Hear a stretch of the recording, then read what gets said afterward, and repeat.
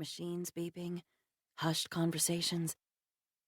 I shift, doing my best to sit up. The muscles in my gut and along my ribs scream in protest. The guy I liked is dead, and I can barely move without my body crying. I was supposed to be sipping wine while sitting in a hot tub with Kyle, making out, and taking another step toward us. Yes, lucky. Dr. Jackson holds a light up to my eyes and waves it over my pupils. I stiffen. Just look at the light.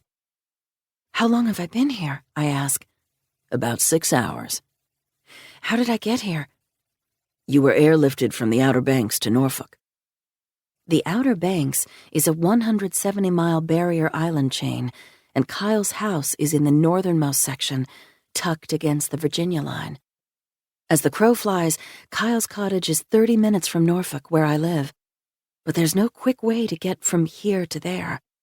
This remote stretch of land requires a trip around Norfolk's Beltway, followed by a few secondary highways in North Carolina, crossing the 3-mile-long Wright Memorial Bridge, and then another 20-mile drive north.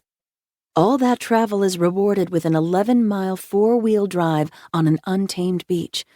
Basically, over the river and through the woods takes 2.5 hours. Memories of the trip and the house are vague.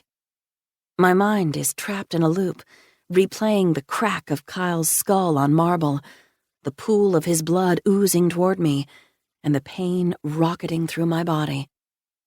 I'm only vaguely aware of a man trying to rouse me and then being placed on a stretcher. I was out cold during the med-flight ride to Norfolk. Most of this entire day tangles like a bad dream. Kyle is really dead? I ask. Yes, Dr. Jackson says. He was pronounced dead at the scene. I brace for a rush of sadness. Grief, despondency, and sorrow are all natural responses for someone who's lost the other half of a potential us.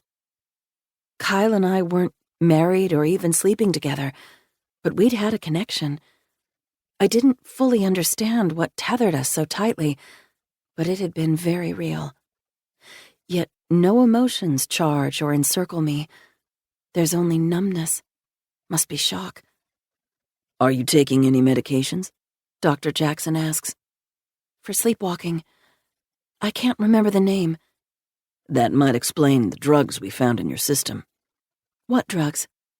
A sedative. I don't take anything other than the pills to hold off the sleepwalking. Okay. He regards me and then says, The head scan tells me you suffered no damage to your brain or spine, which is excellent news. But I'd like to do an MRI of your left hip. X-rays tell me it's not broken, but I suspect you've torn muscles or tendons, or maybe separated the labrum.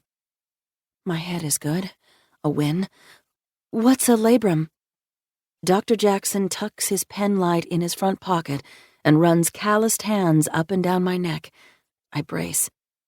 It's the cartilage cushioning the hip joint. Any pain in the neck? A little stiff, but okay. I angle my neck away from him and feel the muscles resisting. The hip aches. Dr. Jackson nods. Then we should do the MRI. I look around the curtained-off emergency room cubicle.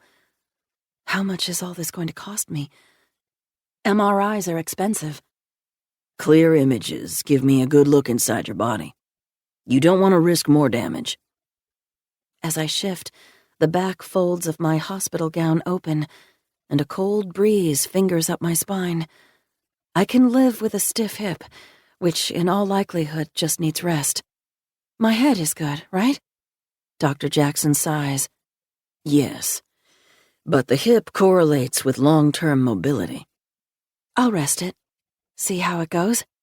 If it's an issue, I'll call you. When can I leave the hospital? I'll take it easy. Take aspirin. Ice, heat, ice. Chill out. This place is suffocating, and I want to go home, where I'll try not to think about the fall, the sound of Kyle's head exploding, or sticky, warm blood. Dr. Jackson shakes his head. I'd like to admit you overnight for observation. No, I insist. I'd rather be in